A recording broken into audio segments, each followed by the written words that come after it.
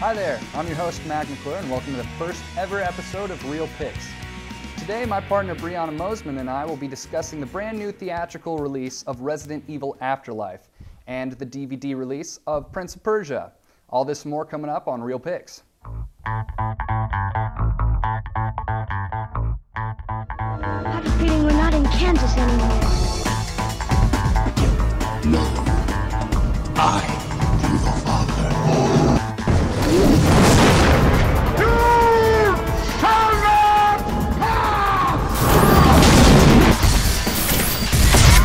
Alright, we'll start the show off with the new theatrical release of Resident Evil Afterlife.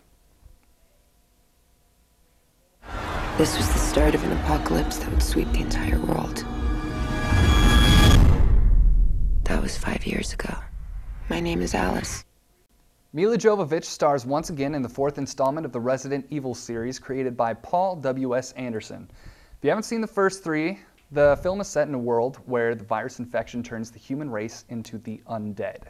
Alice, played by Jovovich, continues her quest to find survivors and take them to safety. They travel to Los Angeles on a lead that promises a safe haven from the undead, but when they arrive, the city is overrun and Alice and her new friends seem to be stepping into a trap. I don't know if I can do this much longer. What if I'm the last one? What if there is no one else? No one to watch these tapes. Is this my punishment? For letting all this happen? First of all, I'm a hardcore fan of the series of games, and as such, I was really excited that they're going to put Chris Redfield, which is a really big character in the games, into the movie. He barely has a role, and it doesn't even matter that he's in it because Alice takes all the glory for the fourth time in the movie series, and at least she doesn't have her psychic powers this time, but Paul Anderson is a terrible director, it's full of cliches, and they don't even have as much action as they had in the first three. What'd you think? Well, I thought it was okay. I mean, I will agree that I appreciate the fact that Alice was human, but I mean, it was an okay movie overall. Just, it was maybe not as a Resident Evil movie, but as like just a normal movie, it was a really good movie. It was. Okay, because it was still action. I think that the CGI was really good. The entire selling point of that movie was the fact that it was shot in stereoscopic 3D. And people are like, oh, I want to see zombies in 3D and Milla Jovovich, who doesn't even look as attractive as she did back in the Fifth Element days. Paul Anderson is not a good director. Well, I'm sorry you don't like Paul Anderson, but I mean, if you looked at it from the standpoint of just a movie and not a Resident Evil, like, take out the fact it was trying to base it off a video game, would you still hate the movie? Yeah, well, absolutely. Okay. Because your argument was based around the entire fact that it didn't match the video game, but I mean, what if you never played the video game? That's not my entire argument. I'm saying that the movie itself is slow-paced. There's not that much zombie killing. It goes from waiting for 30 minutes to get to the first actual zombie fight scene, and then it has from the games, the Ouroboros, which is a brand new type of zombie where the mouths split open and stuff like that, but they're not actually zombies, and they don't go into the story at all. And that's like 50% of the game, and the movies should be about the story. It just sucked. Well, you can't really rely on Hollywood to like follow through it with video games. Overall, I would probably give it 1 Bearcat paw out of 5. Okay, I don't think I can be that cruel. I'd give it 2.5. I mean, it's worth at least watching once, even just red boxing, but I wouldn't watch it over and over again. All right. Next, we will discuss the DVD Prince of Persia, which hit the shelves last week. Jake Gyllenhaal tests new waters in this blockbuster adaptation of the video game Prince of Persia: Sands of Time. Gyllenhaal plays Prince Dastan, and with the help of Princess Tamina, he attempts to prevent the Sands of Time from falling into the hands of a villainous lord.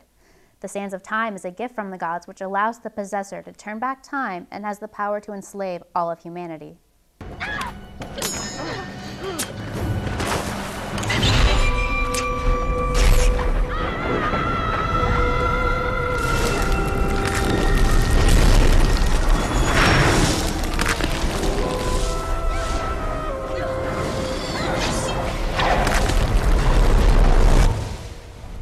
Well, the solution would be to kiss me, then kill me.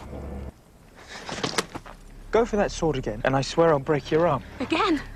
Okay, I'll start this one. I did not like this movie. I mean, when I found out they're making Prince of Persia a movie, I was excited because I like the video game. And then I saw it was going to be a Disney movie, and I just thought, ugh. And then I saw it. I mean, I went in with an open mind, but I saw it and just went, ugh, I was right.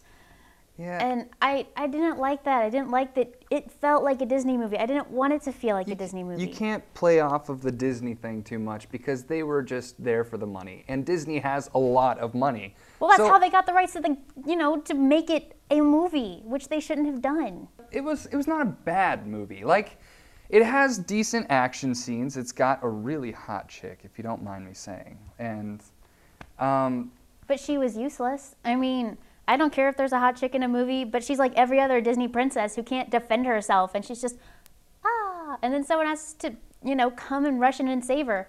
And because it was a Disney movie, they cut out a bunch of stuff that could have made the movie good, because they had to keep it at a low rating. I didn't like that it felt like a Disney movie. I didn't want it to. all right, well, I'm not so sure about that. Anyway, I would probably give it 3 Bearcat paws out of 5 because overall it was decent. I'm not going to be so kind. I'll give it 1.5. They can have the half. Because, Jake Gyllenhaal did a really good job given what we had to work with, so I'll give him that. Okay, well, we'll be back after these messages to give our library pick of the week and preview a highly anticipated film starring none other than Johnny Depp.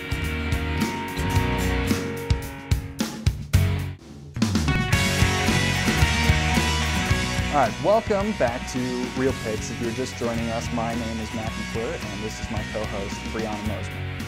We just got done reviewing Resident Evil Afterlife and Prince of Persia. Now we're on to our library pick of the week. Here, Brianna and I give us the number 1 pick from the Northwest BW Library DVD selection. This week's pick is the 2006 action thriller V for Vendetta starring Natalie Portman, and playing the man behind the mask is the Matrix and Lord of the Rings trilogy star Hugo Weaving.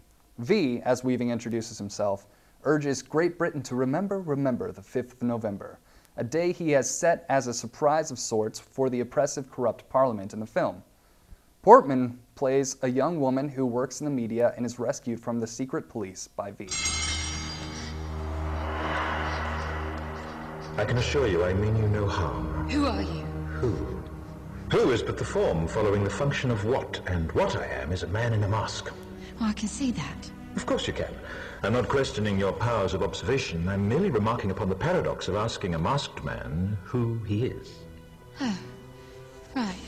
But on this most auspicious of nights, permit me then, in lieu of the more commonplace sobriquet, to suggest the character of this dramatis persona. All right. Well, I'm going to go ahead and say that this is probably one of my favorite movies of all time.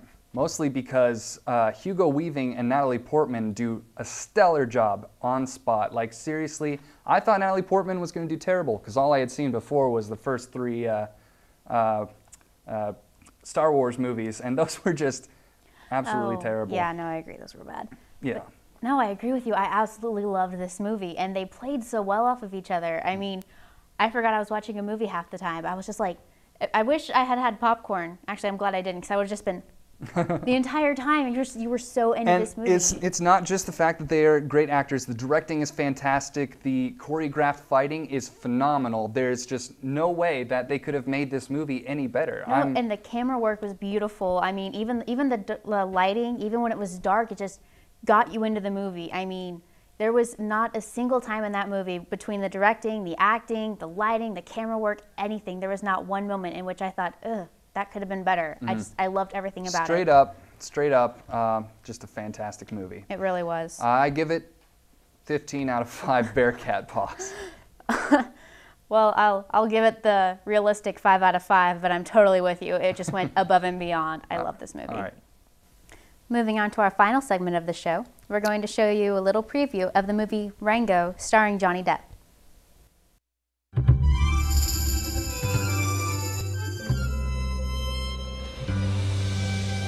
Welcome, amigo, to the land without end. The desert and death are the closest of friends. We sing of his courage, his magnificent song. But pay close attention, he won't be here long. Don't move. What? Don't move! Not moving! Shh, not moving. Try to blend in. What? London? What do you mean? Blend in. Huh? What are you saying? Too late. No, it's not too late. I'm blending. I'm a blender! Ah! Hey, calm down. What are you doing? Tranquilo. Oh! Ah! Stop moving. Try not to look conspicuous. Oh, here she comes. You better run, Mojito. What? I thought you said don't move. That was before. Now, you run. Here in the Mojave Desert, animals have had millions of years to adapt to the harsh environment. But the lizard? He's going to die.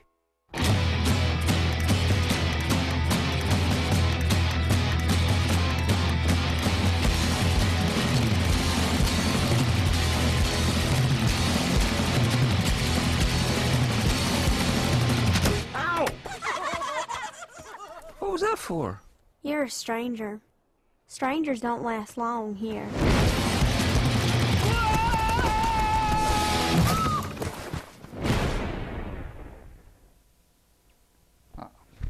Oh man, I gotta say that that looks pretty fantastic. I'm a huge fan of Johnny Depp. A lot of his stuff lately has been a little bit lacking, but as far as voice actor goes, definitely stoked about that. You notice, actually, there's a shot in there that's a little bit like Fear and Loathing in Las Vegas. Anyways. I personally, I'm not sure if I want to see it or not. I don't like how it looks, but I do want to see it because this type of movie isn't really Johnny Depp's usual cup of tea, so I really want to see what he did with it. So that's what's drawing me, and I do want to go see it for that reason.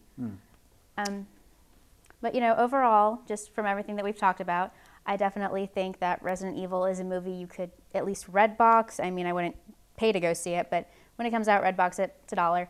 Prince of Persia, unless you're 6 or 7, I wouldn't go see it. And V for Vendetta, see it, absolutely see it. If you haven't seen it, go see it now. And if you have seen it, go watch it again. It is fantastic. Okay, well, that pretty much brings us to the end of our show.